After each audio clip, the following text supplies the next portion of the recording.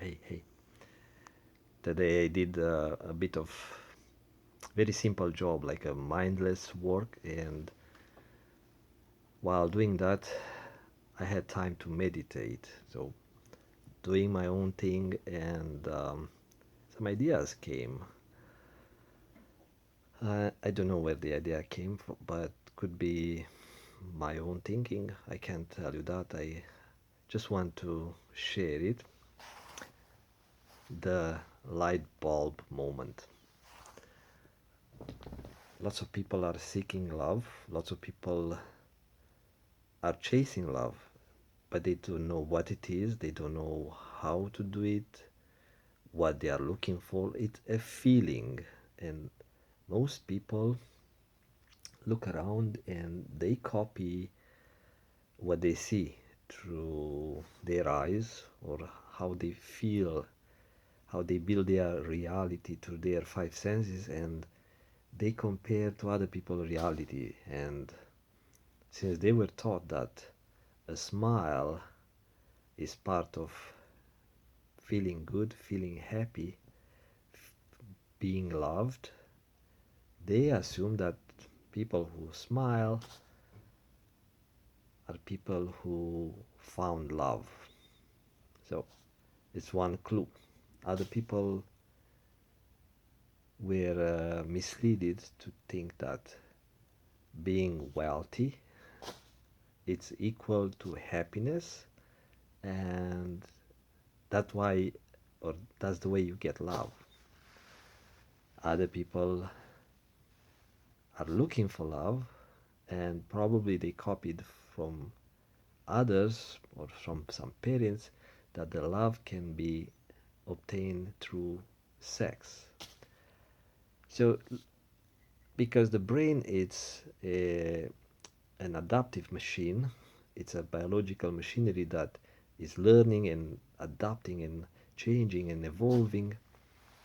Uh, People can get programmed with different concepts about different things. So you can program a kid to believe that a dog, the way we see the dog as an animal with four legs and stuff, you can program the kid to believe that the dog it's a cute little robot, like an artificial intelligent robot, and we are part of a game that an invisible entity is playing. So we are just characters. And if you tell the kid few times and you give the kid some clues, and I can give you some clues why we should think that we are characters in a very complicated game, then the kid will grow up with this idea that everyone else is a character, until he will look around and he will ask questions. Am I an AI, or I am a machine? Same thing people ask themselves, what's love?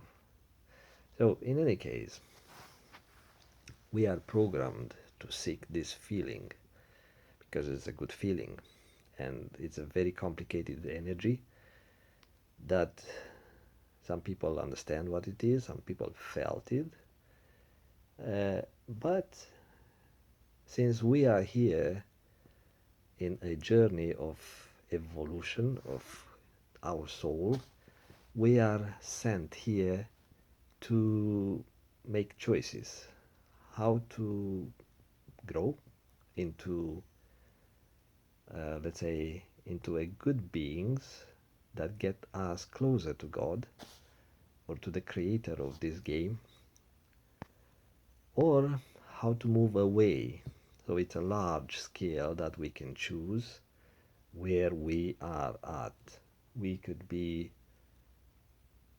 the way people think, higher. Let's make up a scale, a human type of thinking scale. If you're higher, you were told or you were taught that you get closer to God. If you are lower in the human thinking scale, you move away from God, or you go towards hell, destruction, fear, those emotions. So, of course, people are tempted to want to go towards love, but it requires effort, it requires spiritual growth, it requires sacrifice, maybe it requires helping out others without expecting anything in return. All those things that this guy, Jesus, I see myself in the camera and I see this guy here somewhere. That guy, Jesus. So that guy was teaching people because probably he experienced that feeling, love.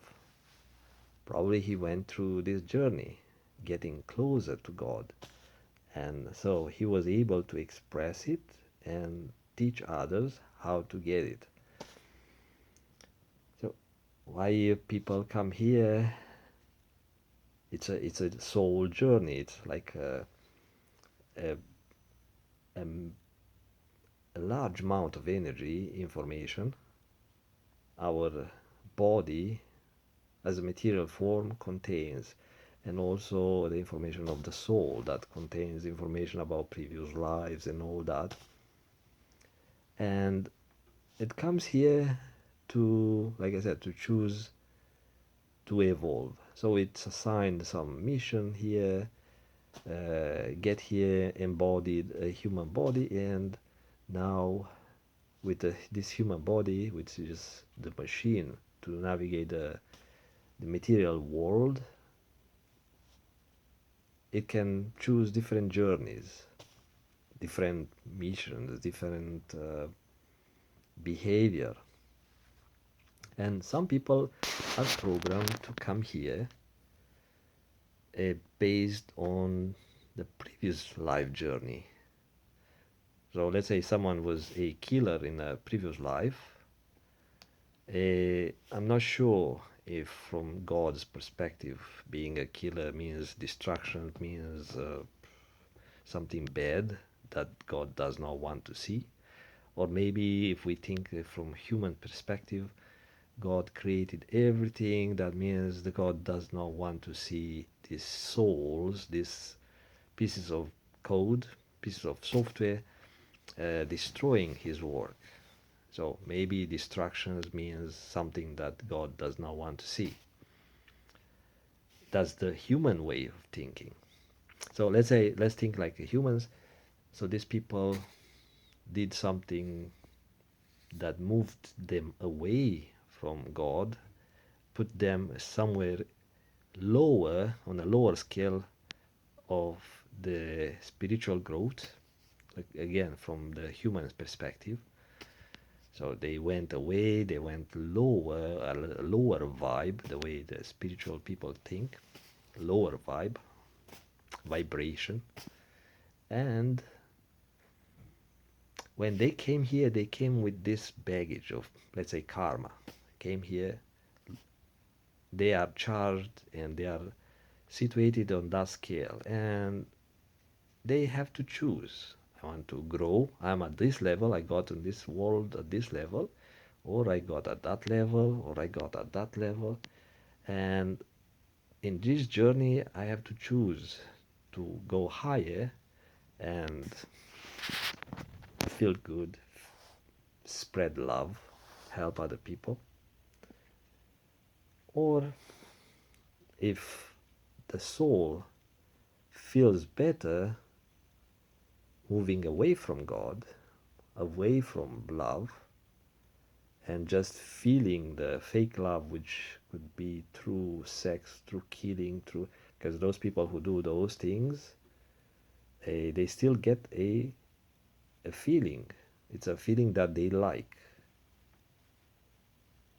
If, let's say, if someone does not like to hurt someone else, that person won't do it, but they get a certain state, a certain pleasure. Sometimes it's just dopamine, it's like the reward hormone. So making other people suffer, these people get the dopamine because it's their reward mechanism, and they feel good. That's why they keep doing it. But at the same time, that's not love. That keeps them away from getting the real love, the sense of real love, being loved. So my point here is that some people are coming here with a baggage of energy, information energy, that makes them, it rains outside, heavy rain outside. So makes them not being liked, not being loved. While other people come here with this baggage of information that radiates love. So they don't have to really smile, but it's like they are like a magnet for those positive souls, positive people, and they really rain outside. Uh, they really attract people. Okay, some people are attracted to the rich people because they feel some sort of a protection, or they hope that sometime during hard times they may get some help from these rich people. So that's not love. It's just a survival. It's a behavior that people are using to get some sort of a backup because it's survival need. But other people just help others, or they connect with others because it's a feeling. They feel the love, they want to share stuff, they want to, I don't know, hug people. Uh, so it's an unconditional love because they feel it, they experience it, and they come with it like built in. And I mentioned that to a friend. There are actors who are like that. They are leaders. Even some political leaders, they make it in politics not because they want a name, they want to make history or something, but they are so popular. And it's not popular like some kids these days. They go around with flashy cars and money and stuff, and they gain popularity because other people want to be friends with these rich kids. And like I said, those people who want to be friends with it, it's just their survival needs. So once these rich people stop providing or showing off or throwing up parties, all those fake friends are gone. So that's a fake love. It's sharing fake love because those people are setting up these parties, and because they are looking for significance, they are looking for a little army of fake friends, and they feel good. But that's not love. That's not getting them closer to love, because what they do, they gain something for themselves. So it's an exchange. They, like I said, they set up parties, they feed people, free offer free food, free booze, but that's not for free. Even they appear that these guys spend 20, 30,000 dollars on a party. That's not free because people who come in, they come with the fake smile. So these people who pay that much money is like a buying love. Same thing with uh, people trying to buy prostitutes love. It's a fake love. It's not love. It's just buying a feeling. While the true loving people, they just radiate love, and people want to connect with these people because it feels good. And they don't get anything in return. Maybe nice words, uh, but people want to hang out with these people. So I call them lovable. I mean, it's a common word, but that's the idea. Those don't use material means to attract people, are naturally born, while other people, and lots of people on this earth, came with a baggage of energy that gives them not a very good vibe, and they have hard time to find love. They marry, they divorce, marry again, divorce. Why? Because they connect with people of the same vibe. It's part of the law of attraction. Similar vibes or similar energies at the same vibration, let's call it vibration, they attract. So people who have depression, they get connected with other people who have depression, and maybe that does not lead to a healthy relationship.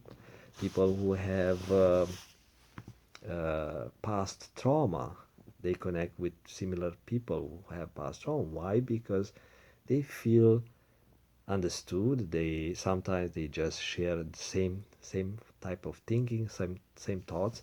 It's like someone who came here on this earth or this world with a curse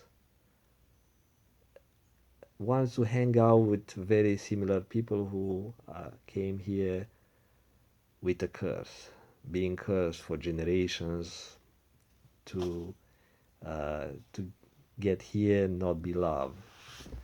And there is one nice story in the Beauty and the Beast when someone wrecked his karma, not helping the old woman or something like that in the story.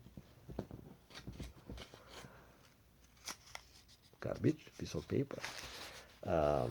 And instantly he wrecked his karma because the old woman had some powers to make a big change into that prince a energy body or energy soul, and it transformed the person into a beast. So these things happen, but at a subtle level, and it doesn't happen like in the movies that someone who cause harm to someone else is going to transform suddenly into a monster or into a person who will never receive love or something like that. It doesn't happen like that. It can happen over a lifetime, over generations, and people don't understand the effects of their actions because they don't see the instant result of their action. Not It's not like in the Beauty and the Beast when the change into a monster happened almost immediately. I don't know, I forgot the cartoon or the movie, but it happened in the lifetime of that prince. So in our time, the way we see time flowing in our material world, uh, it takes forever to see this type of change. Some people experience a, a drop in their karma within years. Some people get to see the results of their action 20, 30 years later. And according to the popular or to the folklore, this karma or the bad karma can manifest through someone in the family or someone you love suffering a car accident or something like that. So that's the popular belief. I can't say what's true or what's not, but that's my talk for today. Uh, Lots of people come here on this earth, where is a place in the this virtual universe. It's a place where the soul come to have a journey in this material type of world. So it is going to embody a human body, it's going to grow it, take care of it, use it to explore, grow, connect, interconnect with others, make groups, social groups, like a play in a game, be a character in the game, and can make different choices, and it it is given the chance to grow spiritually, is to build, let's call it karma. And like I said, some souls are not meant to grow. They feel better, or they feel attracted to action that actually keeps them away from God. So the souls might go for some training when they go back into their world. I go some through some trainings, but uh, like characters in the games, everyone has different roles, and we have the freedom to make some choices. But there are good people, bad people that are led by good souls, bad souls. And since there's no time, but let's say from our perspective, for millions and millions of years, since these souls were created in energy form, uh, they had time to go back and forth to navigate between maybe good, less good, very good. Some people keep growing. We will never meet those. They are maybe in energy forms somewhere closer to God. Maybe some people like Jesus. We don't know these things because we are programmed to not remember uh, stuff from that world. We came here, we learn about this world, and we start from fresh. We are this character, we are assigned this body, and we have to learn how to use it and play a role. And then when we go, it's like we get the life review, and possible we forget about this world and uh, go back and forth to different lives, maybe different planets. We don't know, but that's the idea. Most or many people here uh, are longing for love. It's a love that some people think that is uh, something that the soul experience when it goes back in their world, in the energy world, and every soul is longing for that. But since we are not told or taught how to obtain it, uh, some people learn that through spirituality, uh, prayer, or stuff like that. Information passed through generations, uh, because some kind of a special people discovered or were able to connect, sometimes to dreams, sometimes to prayer, to meditation. We're able to connect to the energy worlds, to the energy entities, and get information what to do in order to get love, or in order to fix karma, or in order to uh, solve some life issues, or how to create stuff, how to solve humanity problems. So there is information that is coming from that energy world that also contains information about our past, our future, and all that stuff. So, in any case, what I'm trying to say, some people seems to be cursed, if we want to use that word, not to receive love, because they came with this baggage of energy information that makes them not lovable, and makes them radiate a vibe that is not pleasant to most people, is pleasant to people who are the same vibe. That's why these people attract to each other, and they get in trouble. They have conflicts, arguments, and stuff like that. They don't lead a really good life because is they have this, like I said, there's this vibe that's encoded in a material form in their DNA. So that DNA dictates the biochemistry, the maybe a bad biochemical balance that triggers certain type of reactions. It's like being drunk in certain hormone all the times, unhappy all the times, or sad all the times, or depressed all the time. So things that come from the other life or the other past. Some people get it here while being here by choice, lifestyle, accidents, all those things. But even what for many appear accident, it has a cause, because this world is created like a very complex game with things that are not left to chance. They are designed it by a system that we can't imagine how powerful can be.